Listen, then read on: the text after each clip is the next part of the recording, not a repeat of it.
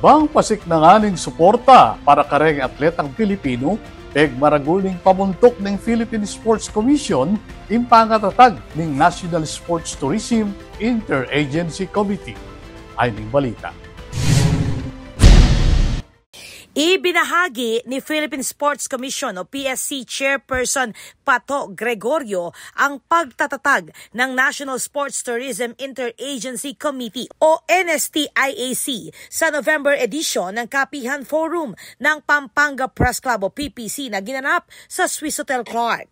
Ang NSTIAC na itinatag sa bisa ng Executive Order No. 38 ay isang pinagsamang ahensyang layuning paunlarin ng sports tourism sa bansa.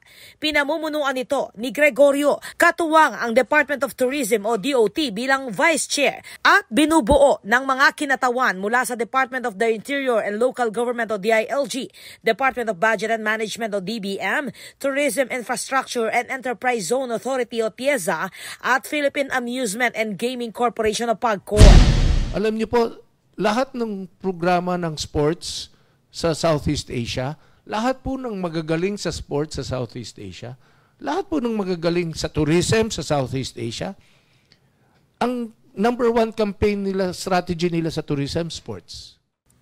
Layunin ng NSTIAC na itaguyod ang Pilipinas bilang premier sports destination sa Asia, magbukas ng trabaho, hikayatin ang pamumuhunan, pasiglahin ang lokal na ekonomiya at mapaunlad ang infrastruktura sa turismo. Ayon kay Gregorio, nakahanay ang mga programa ng komite sa Philippine Development Plan 2023 to 2028 na kinikilala ang global engagement sa sports bilang paraan upang mapataas ang imahe ng bansa sa pandaigdigang antas. Sa forum, pinuri rin ni Gregorio ang Pampanga bilang isang lumalakas na sentro ng sports tourism sa bansa, lalo na sa pagdaraos ng iba't ibang pambansa at international na paligsahan sa rehiyon.